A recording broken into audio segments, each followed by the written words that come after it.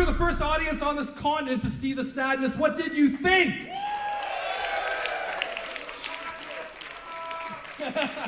Absolutely. I can guarantee this is a film people are going to be talking about decades from now. I'm really thrilled we're able to have it for you tonight. Without further ado, please give it up once more for writer-director Rob Jabbaz!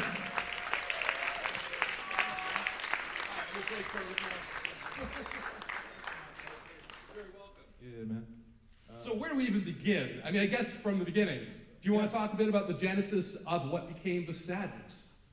It was really practical. Like, it's not like it was a long, what do you call it, like a long time in the making. It was just like the financier of the film, Jeffrey Huang, God bless him for opening up his wallet and financing the film with like Ethereum and camgirl profits and stuff. Just like internet money. Right. And he just independently financed this movie because he just figured, okay, so COVID hits and then Hollywood's closed, so we should just make a movie right now, and it should be kind of about a pandemic thing.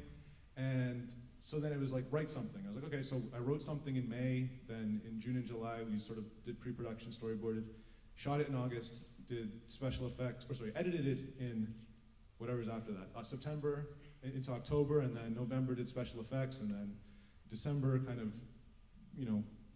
whatever you call it, dotted the I's and crossed the T's or whatever, and then put it in theaters with very little fanfare in Taiwan for January 22nd. That is a very odd strategy.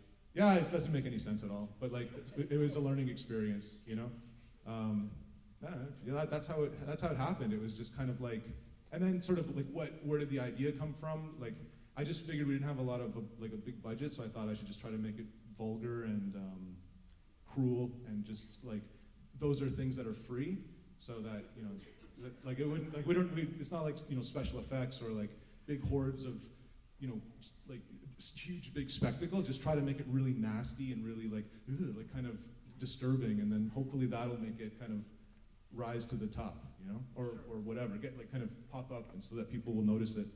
Well, yeah, a film like this, you don't need enormous budgets, you don't need stars. The film is the star, the content is the star. Yeah. And it's a kind of film where whether people love it or hate it, they sort of have to talk about it after seeing it. I hope so. Yeah, I can assure you. Yeah. I just love that your producer was like, I made internet money, what can we make? The Sadness, it's what the people want! Yeah, I think that he envisioned something something a lot different. He envisioned something a lot more like Train to Busan or something, Oh. But at the same time, like, he used to be a pop star. He used to be like a rapper in Taiwan, and then he's just a kind of a shrewd guy who was able to parlay the money he made there into, he was an early sort of adopter of crypto and stuff, and I don't know if you people know wealthy people, but like, they just kind of like, they have hobbies, and when they get to a certain age, they're just kind of like, I just want to do stuff that I love, and they're worried more about legacy than they are about just like, whatever, making money or paying the bills. So the guy doesn't mind dropping dollars, to make a film like this. And he was, the pushing to make things really fucked up, we're coming a lot from him too, Like, he was just like, nah, fuck it, show it. Like, it's like, don't.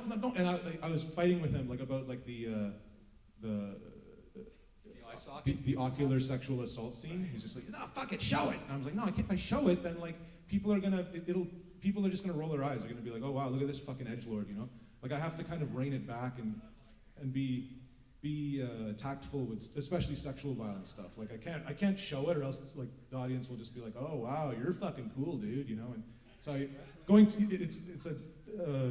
it's all intuition. Just try to feel it all out. Yeah. No, it's always about finding the right kind of a balance, and I think focusing on the other characters' reaction shots and making it last as long as it does, and having so much sound design over it. Yeah. It is really ferocious. I mean, it still plays almost as strong as if you were to actually see it. And I agree that if you were to see it, it would be so extreme that it would almost potentially come off farcical. Yeah, exactly. Like, it comes like, and that's, that's not really a problem, because we both love. Let's just take, for example, something like the Ebola syndrome, right? Like, right. We both love that movie, but all of those movies there's always this like blanket of just sort of immature, goofy humor over top of all of it, and if you talk to like those directors at the time, they're like, oh yeah, we did that because we wanted to make sure that the audience wouldn't feel too bad. We didn't want it to be too fucked up, you know? And it's like, no, actually that makes it more fucked up because it's almost like the director and everybody who's making the movie is like, this is funny. Like raping this old lady is hilarious, or like murdering these children is so funny. And it's just like, it puts you in kind of a weird position as an audience member, you know? Yeah, it almost feels flippant. Yeah. That was one of the most disturbing films about those Category 3 films. They Right. throw in like almost Three Stooges bits and Sure. like goofy characters. I mean, you always had the character that you would call, or that they would call, Fatty.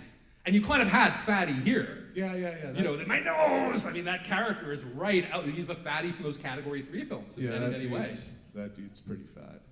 Oh, but I mean, it's a character type that they always called Fatty as a character, right? I know, you know what I mean? like the audience may not know what I mean now. I'm not even talking about body size so much as character type. Yeah, I know. Like for example, Run and Kill. Oh God, yeah. Yeah. like Run and Kill stars Fatty, and that's a really good one. That's one that people don't talk about very often, actually.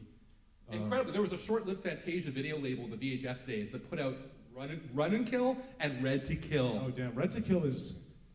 Can't release that today. For all you lovers out there, if you wanna for some reason not have sex with your girlfriend, watch Red to Kill together, and it's just like fuck. It's like, was it made by school bullies? Yeah. I mean, it's and again, a fascinating film to show to people, though. Oh man, is it a great film to show? Yeah, to I mean, audience. it's just like, this is amazing, but at the same time, there is that sort of like, haha, this is a joke sort of thing throughout the whole thing, and you're like, this is fucking crazy. Like, anyways, that's what I'm trying to address with it. Like, I wanted to just strip all that away. I just wanted to do something that was a little more, took the material a bit more seriously with the sadness, and that was like kind of the clear goal the whole time. Like, that was kind of like something that like wasn't an accident. Like, it was like, we need to, all of this stuff is awesome, but if we just take away the humor and we just try to treat it really seriously and like responsibly, I guess, for lack of a better word, I think it'll be like kind of better, and it'll hit, and it'll has severity and weight. Right, and like people who are like, yeah, fuck, I love gore, will like, they'll like it, but then also people maybe who don't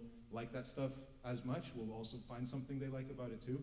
I don't know. I think they are going to be running for the exits by the time the subway scene is done. I guess but who so. knows? I mean, look, the Locarno launch was phenomenal for the film. Yeah, so, yeah. I mean, that's the thing. It will be embraced by a broader audience. I hope so. Yeah, I mean, just the fact that it was accepted to Locarno is like proof, like those like, Italian, auteur film people really sort of took to it. They all secretly love Fulci films. Yeah. Well, yeah, they do. They should.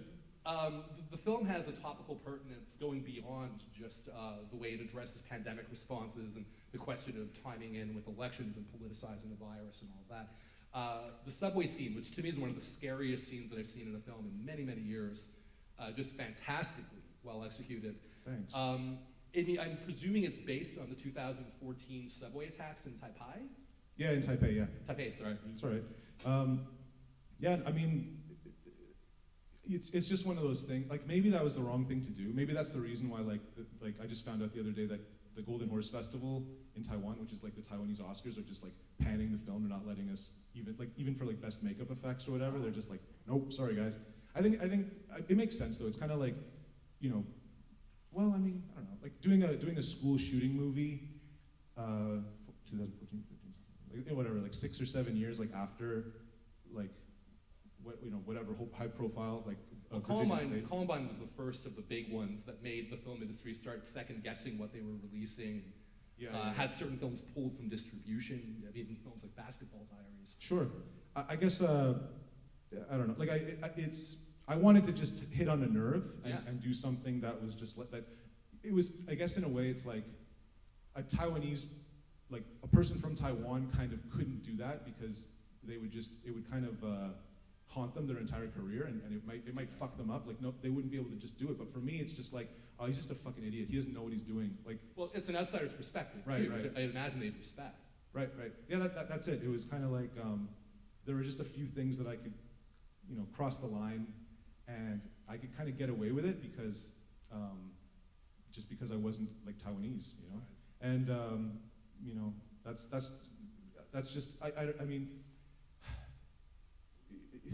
yeah, that's the long and short of it, you know. I just wanted to go further. I wanted to stand out, and I just wanted to do a couple things. And no one, like, I was like, can I do this? And they were like, yeah, do it. And I was like, okay, I'll do it. And that's how it worked out. But yeah, like, I mean, in retrospect, you're kind of thinking like, well, fuck, that's a little fucked up too. You know, like, sort of, I don't know, kind of make it an entertaining, fun thing. Like, you know, some people died, like a lot of people died in that thing, and it was basically a guy just pulled out a knife on the subway and just like stabbed the hell out of people like randomly, and then he got caught, and I think he was executed actually. I'm not sure though. Maybe he's still in jail. But yeah, it really shook everybody up. And I think what shook everybody up. Say what? He was executed. Oh, was he? I feel like I know you. Have I met you before? What's your name? Okay. When was he executed? How far afterwards? Like a couple years? We can look it up. Hold on, let's find out. I'm just joking. Right. This guy, when they asked him, he was just like, I wanted to just kill as many people as possible. And then he was like, what did he say? He said, Did it beat the record? Did he actually say that? well, no, that's the line of the film. I was wondering if that was a quote. That's sort of letting you know, like, yeah, this is about that, you know? Okay. And then, what happened? Oh yeah, and also he chose like the point on the subway were like the longest time between stops. So like it was very, very calculated. But also, like, the thing that really fucked people up, there was another thing too, where like some guy like cut off a little girl's head in the middle of the street like a few years later, like just like random violence, and it just shakes people up. And that was just something that I wanted to tap into, just sort of like this idea of like, you know, even if you mind your own business, people are just gonna like fuck with you super hard. And like that idea, I felt like was like a real fear. And when you're doing a horror movie, you have to, you know, we've seen so much, right? So you have to kind of tap into like a real fear. And I felt like that was something that was in line with what I was tasked to do, right? So that's it. What's brilliant about that scene is even before there's any hint of violence, the anxiety that comes into play when the salaryman starts speaking to the cat character, and it's like, what are you reading? And all of that, and it's, you know, my skin was beginning to crawl, and every woman that I've shown the film to, that was the scene before it ever got violent. Because, you know, that line never is followed up by a good experience. Sure. When that was that line from a stranger on public transit. Right, absolutely.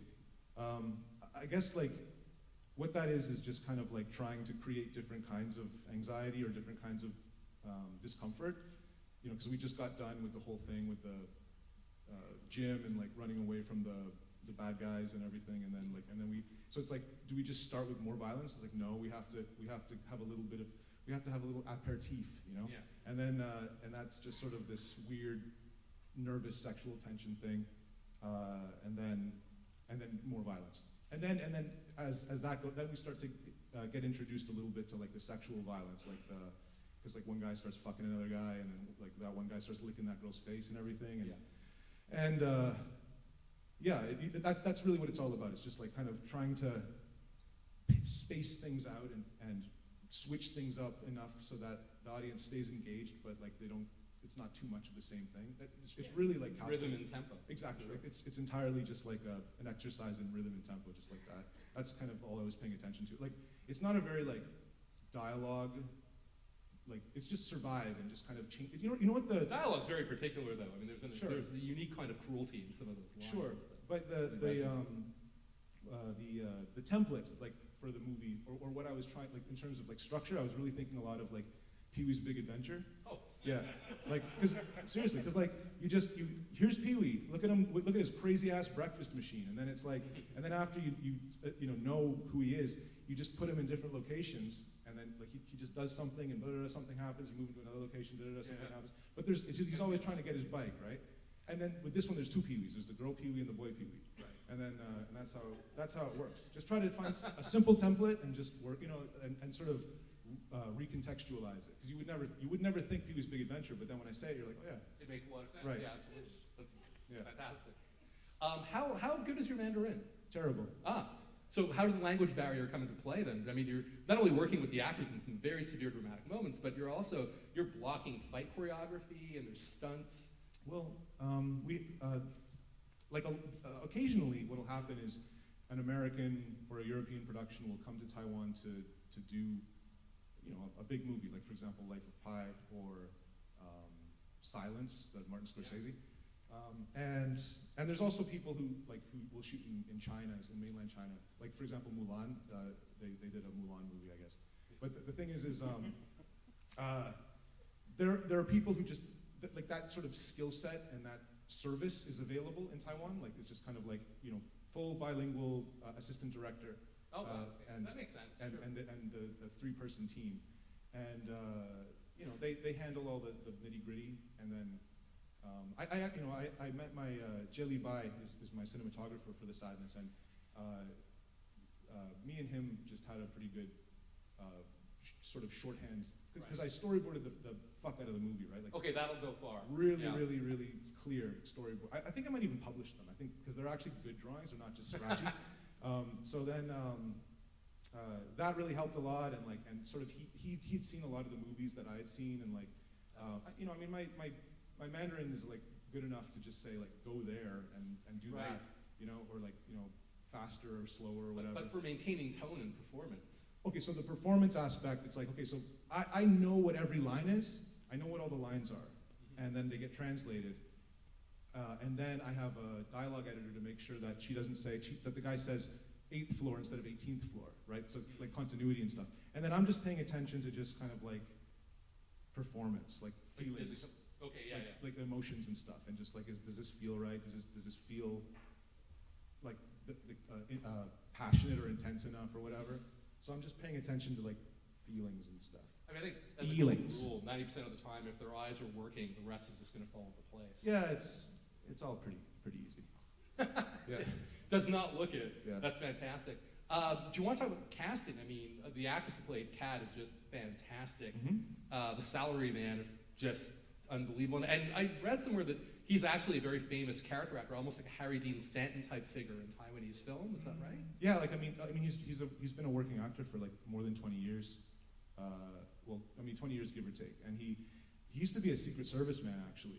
He used to like, protect politicians, I guess. And he's a really righteous dude too. Like he's I've said this a lot, but like in other talks, but like he's very like a mentor to the young. He worked with like Chen Ing-ru, who plays Molly, and Kat, Regina, right? And he like, when we were resetting or whatever, he'd be sitting with them and he'd really just be kind of helping them with their performance and really trying and kind of mentoring them. And he's just great to have on set because he was one of the few people who really kind of got the movie. And because I think he probably watched a lot of our favorite movies, like I think he's just a fan of like all those Anthony Wong movies and stuff. And he's just like, oh, cool, we get to do kind of something like that, So he was a real. Which no one does anymore. Right. So it must have been very exciting for that. He was a real cheerleader for the movie on set and afterwards too. Yeah, he was just great to have there. He was very like helpful and it added credibility to the production, I guess. And also he came in. You know what? He came in to audition for the president. Yeah. So like a one-day thing. He was just gonna. Yeah. He was like because he looked like this. He looked like this politician. Han Guoyu. Yeah. He kind of looked like because he was popular at the time. That guy, or not popular, but he was like in the media a lot. But I kind of knew that like. I know by the time this gets released, Han Guoyu won't be that a big a deal anymore. So like to make this about that would be silly. It'd be like talk. Yeah.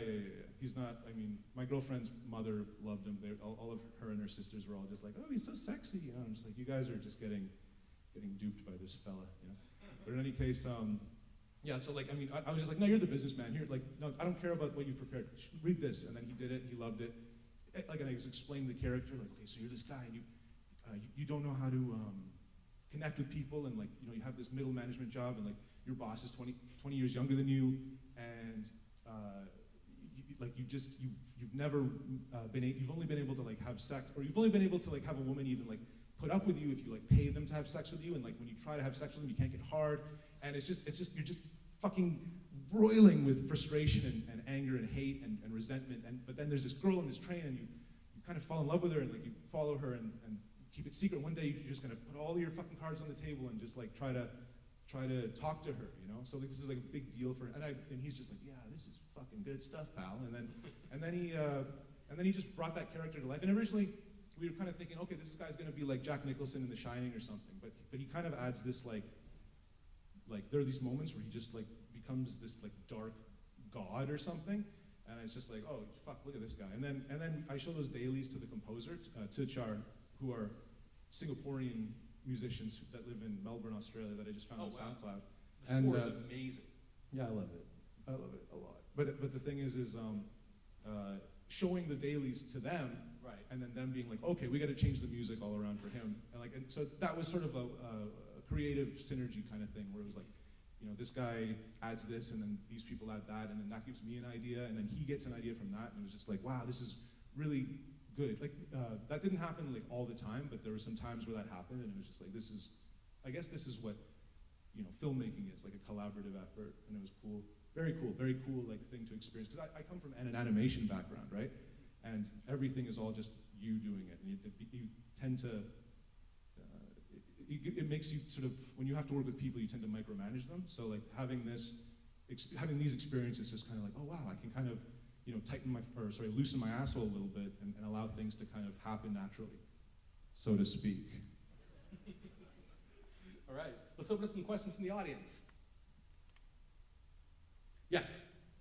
I'm just wondering how you decided on the title, how you know, that you would focus on that emotion to sort of, you know, come out of, you know, kind of this whole, you know, chaotic mixture of emotions that we saw through like the whole movie. Right. I just liked, I think that I came up with the title first, and the idea was like, okay, all the bad guys are gonna be crying, and that is what will indicate, like, you know, who's infected and who isn't. They'll be like crying. So maybe like that's a nickname for the disease, you know, like, oh, you know, it's the sadness or something. And then when I started shooting the film, I just kind of forgot to do that. And say again? So that's me, man. And then, you know, I just fucking did that, and, you know, I kept going with the thing, and I kept wanting to hang on to the title, so I just started thinking, okay, well, I can keep the title, and then we'll just call it The Sadness, because it's like it's generally kind of a sad thing to see like a nation fall apart like that, I guess. It's pretty sad. But then also I started thinking that like the ending, like the finale, like of just sort of this explosion of like despair is like, okay, maybe it's the finale. The long story short is just that like I meant for it to be one way, but then I kind of forgot what I was doing, but I just wanted to hang on to the title. But it's also an edgy title, so I thought I'd keep it. And it's that's it, you know. Excellent. Yes.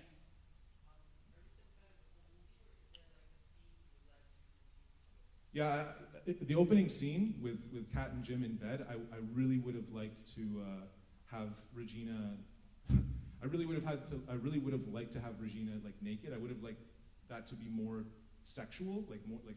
I wanted to, because you know at the end when you see her undressed, like you kind of don't get to see anything, and that's kind of on purpose. Like I didn't want to like have this salacious moment where like, you know, oh right, we get to see her scared and naked, you know, like I want to show her like beautiful and sexy and comfortable like in the beginning, but then you don't really get to see that like later at the end. I thought that would be really strong, and maybe some people would kind of appreciate that, I guess. But that's the only thing I would have changed. Like, but her manager was really like for example, when she takes off her, like you saw how like she was undoing her bra strap, and we have this like foggy mirror thing, like that was a body double. Like she wouldn't even undo her bra strap. Like her agent was like, nope, sorry. That's just very. I'd say that's sort of a Taiwanese thing. Like just sort of because she's like 21 years old.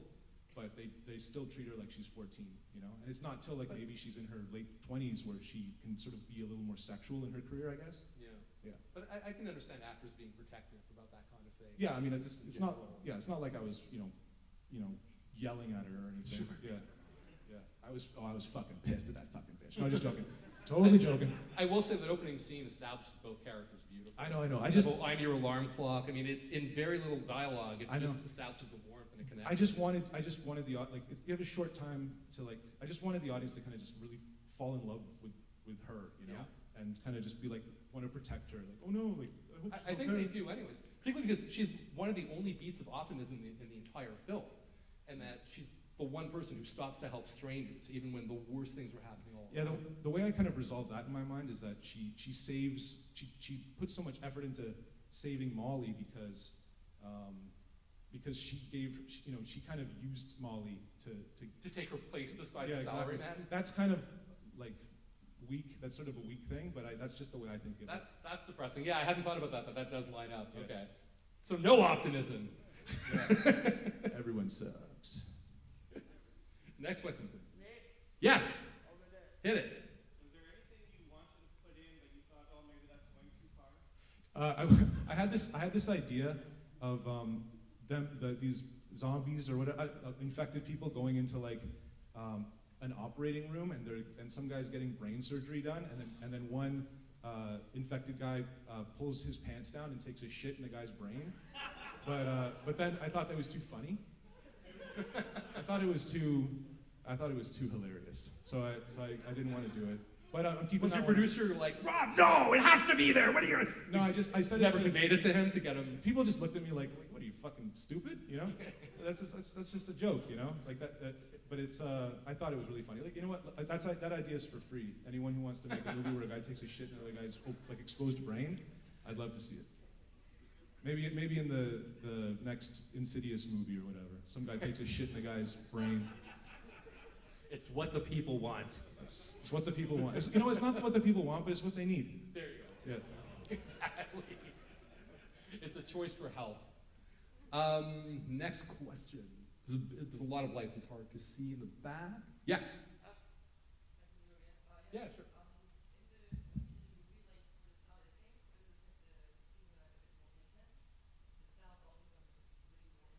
Yeah.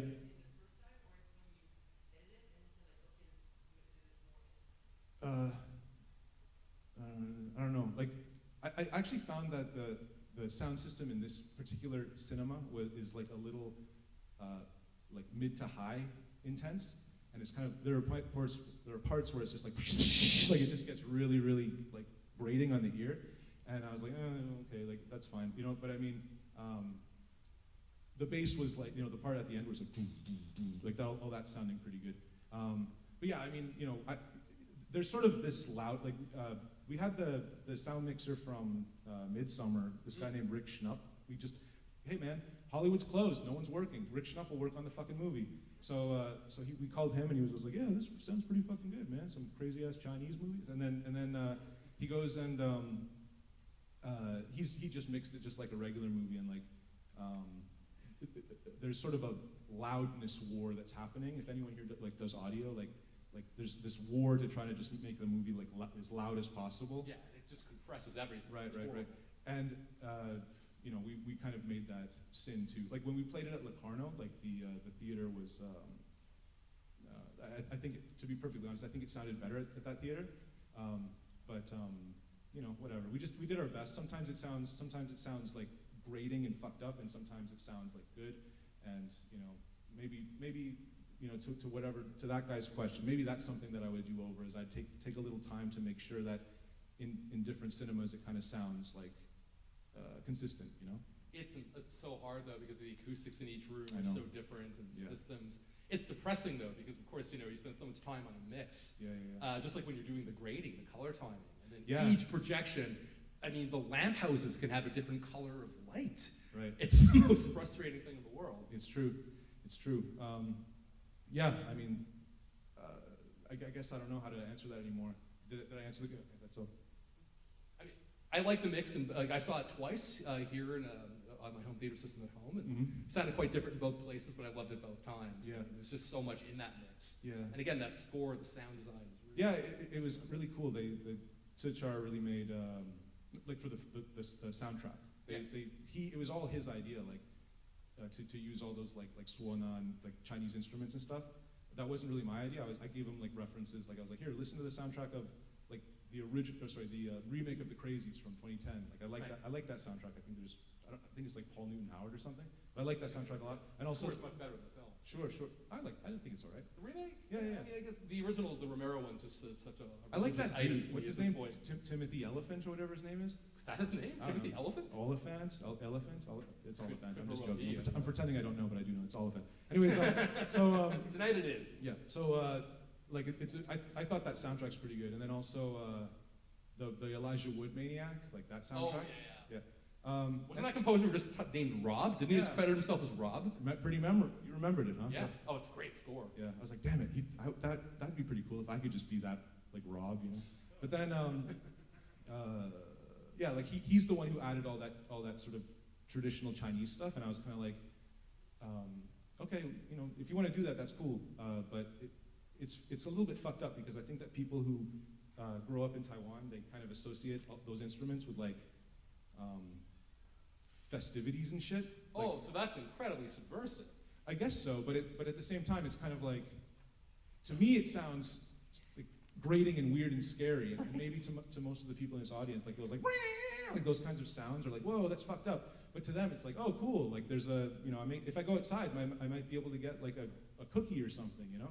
So it's like it's just a cultural sort of thing, and that the marketing team was like, oh, you know, we shouldn't use those in the trailer because people will think it's stupid, and I'm just like, it's fucked up, like when you have to kind of like cater to a hypothetical audience that you kind of don't understand, and everything in your heart is telling you that you're right about something, but they're like, no, this just won't work for that, and you're just like, okay, fine, you know, you have to trust like the people who just understand like the market better. Yeah. Sometimes. Especially the first feature, it's difficult to say no in a country that you're not entirely familiar with. Yeah. You've been there for 10 years now, right? Is that right? Yeah, like give or take, yeah, about that. Yeah. What brought you there in the first place? Just, you know, like when you're like 25, you make like, you know, adventures. Yeah, no, just like rash decisions and whatever.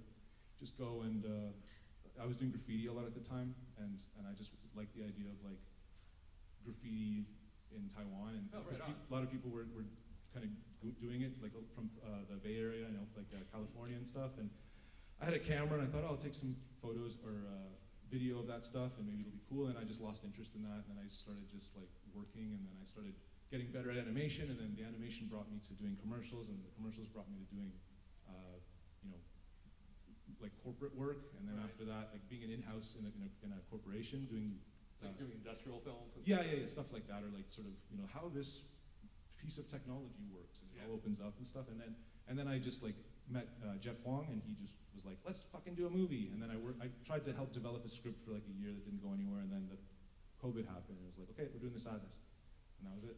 Was it difficult to shoot this during COVID? Because some of the No. scenes, the subway particularly, people are shoulder to shoulder, they're No. screaming in each other's faces. You have to understand that like in Taiwan, The caseloads were very low, from what I remember. Last year in particular. there was like so in 2020, like in Taiwan, the pandemic was something that was happening somewhere else. Right. It was just not a problem. Hong Kong did quite well too. Yeah.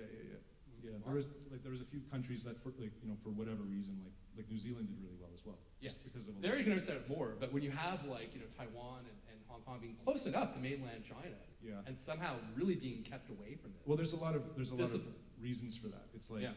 one of the things is there's an election that happened, and the president Tsai Ing-wen, who's elected, the Chinese didn't like that much. You know, they were just like, oh, she's like the separatist, right? So they pulled a lot of business out of Taiwan. So there was like, and they also sort of discouraged tourism. At just the right time to keep the country safe. That played a big part in it. And then Beautiful. also the experience with SARS and everything, and just sort of Right. also like Taiwanese. I think it's okay for me to say that I think Taiwanese people like have a decent sense of like civil responsibility, like. I think it's very evident. Yeah, and I think it just comes down to like their political situation. It's just kind of like if we don't fucking take care of this fucking dump, then no one will. You know what I mean? Yeah. It's not a dump. It's actually a very beautiful country. But anyways, yeah, that's it. I think that's between those reasons. That's kind of why COVID was handled so well. And then there was a recent sort of flare up in Taiwan, and now it's kind of back to like, you know, like 8 cases a day, 4 cases a day, whatever. And then it's like. Still.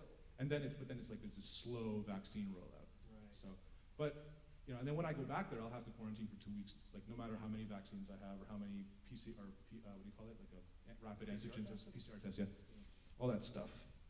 So that's it. Any more questions? We have time for one more question. My mouth is getting super sticky. Where? That guy. Oh yeah, go for it.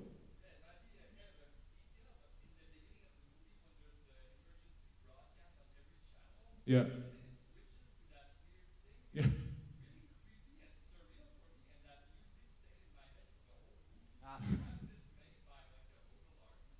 No, I made that myself.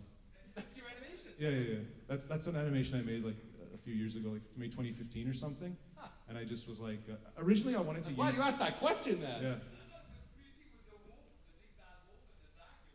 Very. Thanks, dude. Yeah, no, I made that I think in like 2015 or something, and I needed something to be on TV. And originally, what I wanted to use was oh god, I can't remember the name of it. It's like one of those like band cartoons, and it was like a bunch of like from the U.S. Yeah, it was like I think it was like a Tex Avery cartoon or something. Okay, there's many banned Tex Avery cartoons. Right, but they're public domain, so I was just looking for something public domain. But then like it. I think the Little Red Riding Hood one. No, it was like a bunch of like savages like. Oh, that's yeah. Like boiling someone, Yeah. and then my producer was like, maybe you don't want to use that, and then I was like, okay, well, but it's hateful, and then he's like, don't use it, and I was like, okay, so then I chose to just use my old cartoon that I made, which I would say works actually even better. Yeah, It's actually, such a freaky image to see. yeah, and sort of that idea like when he kind of turns away, and then you see like that wolf like fucking those 3 women, and you're just kind of like, what the, that's weird, like, I don't know. Is that actually on TV? Who's broadcasting that? Why would anyone broadcast that? Yeah, I took it to mean that somebody at the station was clearly out of their minds and was putting on the most obscene things they can But find. isn't that a funny, like, I am evil now. I'm gonna put on a weird tape, it's like, it doesn't make any sense. I just thought it, like, in the, broad strokes, Mitch, you know what I'm saying? Broad It's strokes. hilarious. He's not going to, the person's not going to, assuming gender, the person's not going to attack, like, physical people. The person's just going to curate from a distance. Yeah, exactly. I'm gonna set the tone. I'm gonna set a creepy, weird tone for all the sexual violence and murder. Yeah. All right. I guess on that note, did you have any closing statements you wanted to make? I mean, so I won that award. I just wanted to say that, like, I couldn't have done it without Jeffrey Huang, and also David Barker, who's a guy who helped to kind of pull the movie together. Also, Wong Tzu-Chang, the businessman, aka Johnny Wong, is amazing actor, and I don't think I'll ever like make a movie in Taiwan or elsewhere without him, without at least consider like trying to get him into it somehow. Excellent. I would have liked to bring him here today, but he's just he couldn't get a vaccine in time, and yeah, I know, right? And then yeah, I mean, just the whole cast, they were awesome. The whole crew was awesome. Like, whatever, acceptance speech and stuff, But yeah, like, I mean, I had a great time making the movie, and I learned a lot, and I want to make more movies, and like, and also, like, again, like, this festival was extremely influential in sort of my desire to pursue like filmmaking and stuff. So it's really a big deal for me to walk away with the fucking Maltese Falcon over there. Yeah. That is so good to hear, man. Yeah. Well, may make many, many more films, come back many more times, win many more awards. Thanks. I'll do my best. Thank you very much. Ladies and gentlemen, Rob Jabbaz. Oh, and do blog about this, do post about this. Very few people have seen this movie in the world so far. So word of mouth will go eons. It'll go the distance and help this film come out. Although I imagine it's never going to get an R rating in the US. No, I don't think so. Although, I mean, maybe they'll just release some like cut up version, which is, I don't care, as long as there's like. It'll be in medium length, but yeah. I don't really care. Like chop up the movie, who cares? As long as the real version is out there, like available, then it's fine. I don't really care. I'm just trying to make that money, Right on. Thank you very much. Bye bye.